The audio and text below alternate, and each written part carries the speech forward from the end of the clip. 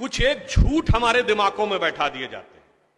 जैसे आप सब ने यह कथा पढ़ी होगी कि एकलव्य का अंगूठा कटवा लिया द्रोणाचार्य ने, पढ़ा है ना आप सब ने? पर यह बताइए कितनों ने महाभारत में स्वयं पढ़ा है? मेरे विचार से हम में से किसी ने भी कभी महाभारत में वह प्रसंग पढ़ा ही नहीं होगा एकलव्य वाला। और अगर हम यह भी विनम्रता से पूछे कि महाभारत के कौन से चैप्टर में है, तो भी शायद हम में से किसी को ध्यान नहीं होगा कि महाभारत के वन पर्व में एकलव्य का उल्लेख है। मगर देखिए मार्क्स और मैकाले का प्रभाव कि हमारे दिमागों में ऐसा भरा हुआ है कि हम ग्लानि से आबद्ध हैं बगैर पढ़े हुए। अब मैं आपसे कहूंगा, जाइएगा, जाकर पढ़िएगा। अवेलेबल हो तो इंटरनेट पे जाके सर्च कर लीजिएगा, ना हो तो राम जो महाभारत सीरियल आया था उसका एपिसोड जाके यूट्यूब पे देख लीजिएगा। कि किस्सा ये था कि जब आपको चाहे आपने कथा सुनी होगी कि कुत्ते का मुंह बाणों से भर गया था, जो एकलव्य ने तीर चलाए थे, और जब वह तीर अर्जुन निकालते हैं तो उस कुत्ते के मुंह में एक खरोंच तक उस बाण से नहीं आई होती है, तो वो चौंक जाते हैं क्योंकि ये सामान्य तीर नहीं है। उन्होंने कहा तो दिव्य अस्त्र है कि मुंह में पूरा तीर से भर गया मुंह और इसके बाद भी एक खरोंच नहीं आई। आप कहेंगे दिव्यास्त्र का मतलब क्या? दिव्यास्त्र का मतलब यह है जैसे रशिया यूक्रेन की लड़ाई चल रही है ना, इससे पहले मिडिल ईस्ट की लड़ाई देती थी, तो जो मिसाइल जाती है वो लेजर गाइडेड जाती है, जिस बिल्डिंग पे गिरना उसी बिल्डिंग पे गिरती है, अगल बगल पे नहीं गिरती, क्योंकि the direction is precise to the metres.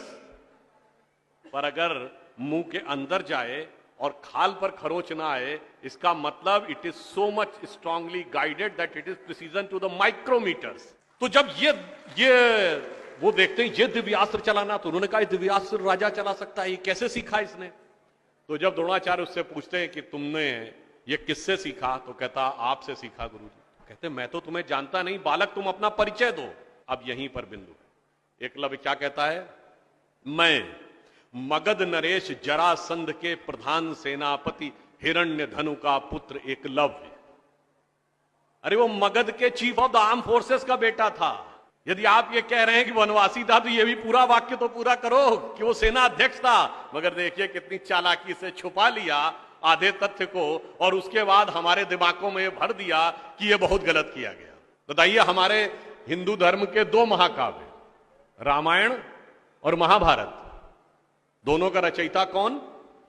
Ramayan का रचयिता महर्षि वाल्मीकि, जो संस्कृत के आदि कवि माने जाते हैं। आज जो वाल्मीकि समुदाय है वो किसमें आता है? शेड्यूल कास्ट में।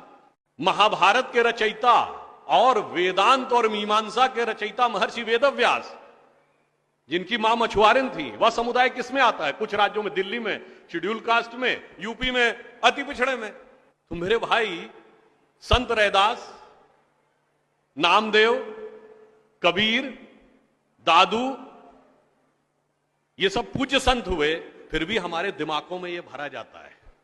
और कौन भरता है? वो लोग भरते हैं जो अपने यहां समाज के गरीब वर्गों की खरीद फरोख्त करते थे। और आपको यह भी बात बता दूं, जब हम कभी अपने यहां कहते हैं फॉरेन ट्रेवलर्स ने दिखाओ क्या लिखा है, तो मैं यह बात आपसे कहता हूं, इसको भी जाके चेक कर लीजिएगा। किसी फॉरेन ट्रेवलर का सबसे ऑथेंटिक जो रेफरेंस माना जाता है, वो चंद्रगुप्त मौर्य के समय में मेगस्थनीज आया था ग्रीस से, जिसने अपनी किताब लिखी है इंडिका, आज से 2300 साल पहले। वो इंडिका किताब आज उपलब्ध नहीं है, मगर उसके उद्धरण तमाम जगहों पे हैं, तो प्रूवन है किताब थी। उसने भारतीय समाज में व्यवस्था का वर्णन करते हुए लिखा है कि यहां पर 7 जातियां हैं, मगर महत्वपूर्ण बात यह है यहां इतनी समरसता, इतना सामंजस्य है कि यूनान के समाज के समान यहां कोई समाज का ऐसा वर्ग नहीं है जिसके साथ शोषण या भेदभाव किया जाता हो। ये एक विदेशी लिख रहा है। और मैं एक और बात आपसे बताना चाहता हूं, बहुतों को नहीं पता होगा, गांव में पंचायत होती है ना, ये पंचायत में 5 की संख्या कहां से आती? ये 4 या 6 क्यों नहीं? 5 की संख्या जानते कहां से आती है? 4 वर्ण माने गए थे, तो किसी भी गांव में निर्णय लेना होगा तो चारों वर्णों का एक एक प्रतिनिधि होगा, और 5वां जानते कौन होगा? गांव के बाहरी क्षेत्रों में रहने वाले वो वनवासी जो प्रत्यक्ष रूप से गांव का हिस्सा नहीं है, पर हमारे निर्णय का प्रभाव उनके जीवन पर भी पड़ेगा, तो 5वां प्रतिनिधि उनका होगा। वहां से यह पंचायत का भाव आता है। और फिर मैं आपसे कहना चाहता हूं, हमारे दिमाग में एक और चीज भर दी गई कि जाति व्यवस्था हमने बनाई। आपको पता है कास्ट शब्द कहां से आया? ये कास्ट अंग्रेजी का शब्द नहीं है, ये पुर्तगीज भाषा का शब्द है। और 1931 में जो अंतिम जनगणना जाति के आधार पर उसमें 4114 जातियां हैं हिंदू समाज में, जिसमें अब 6000 बताई जाती हैं। मैं चैलेंज करके पूछता हूं, कोई दिखाओ तो किसी धर्म ग्रंथ में 6000 जातियां लिखी हो, और जहां लिखी उसमें इससे ऊंचे ये, इनके नीचे ये ऊंचा ये नीचा, कौन से धर्म ग्रंथ में लिखा है? ये माली ऊंचे की तेली ऊंचे, सुनार ऊंचे कि लोहार ऊंचे, कहां लिखा है? जानते हैं कहां लिखा है? एक British census commissioner Herbert Risley द्वारा किए गए सेंसस में हिंदू समाज को जातियों में विभाजित करके ऊपर से नीचे तक लिखा गया, और फिर वो हमारे ऊपर अध्यारोपित कर दिया गया है। हमारे दिमागों में कैसी कैसी बातें भरी जाती हैं। एक थोड़ा लिबर्टी लेते हुए यह भी कहना चाहूंगा, महिलाओं को पढ़ने का अधिकार नहीं दिया जाता था। अब ये बताइए, हमारे यहां दिल्ली में लोगों को ध्यान नहीं होता है, आप लोगों ने मैत्री कॉलेज और गार्गी कॉलेज है ना, ये मैत्री और गार्गी कौन थी? ये वैदिक काल की 20-22 विदुषी स्त्रियों में से एक हैं। गार्गी ने ऋषि याज्ञवल्क्य के साथ शास्त्रार्थ किया।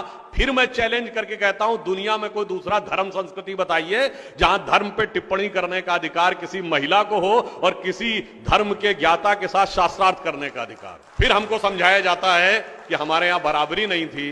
अरे आप सबको याद हो, सबसे प्रख्यात शास्त्रार्थ कौन सा है? आचार्य मंडन मिश्र और आदि शंकराचार्य के बीच में, दोनों के बीच में जो शास्त्रार्थ हुआ उसका जज कौन था? आचार्य मंडन मिश्र की पत्नी उभय भारती। फिर मैं चैलेंज करके पूछता हूं, पहले दुनिया कोई धर्म बताइए जहां टिप्पणी करने का अधिकार स्त्रियों को हो और जज बनने का अधिकार हो डिस्कशन में। उसके बाद हमसे कहते हैं कि साहब बराबरी नहीं थी। इसलिए मैं कहना चाहता हूं कि हमारे यहां तो समाज में जिस प्रकार से एकाकार करके सबको साथ में लिया जाता था, बराबरी का तो आलम यह था, बराबरी नहीं थी, यह सच है। हमारे यहां बराबरी नहीं थी, हमारे यहां मातृशक्ति को पहले रखा जाता था। इसीलिए हम क्या बोलते हैं? सीताराम, सीता पहले राम बाद में। लक्ष्मी नारायण, लक्ष्मी पहले नारायण बाद में। गौरी शंकर, गौरी पहले शंकर बाद में। राधे कृष्ण, राधा पहले कृष्ण बाद में। माता पिता, माता पहले पिता बाद में। और इसीलिए हमारे जितने भी प्रतीक हैं, भारत भी माता है, धरती भी माता है, प्रकृति भी माता है, गीता भी माता है, गंगा भी माता है, गाय भी माता है, गायत्री भी माता है। और ये केवल कोई आध्यात्मिक धार्मिक बात नहीं है। वर्ल्ड की डॉक्यूमेंटेड हिस्ट्री में अगर पहली बार कोई वुमेन रूलर रही है तो गुप्त वंश के समय में 4वीं शताब्दी में प्रभावती गुप्त ने शासन किया है। उसके बाद अहिल्याबाई होलकर, रानी दुर्गावती, रानी झांसी, वो सब तो आपने बहुत सुना होगा। अब वो लोग आके हमको समझाते हैं कि बराबरी नहीं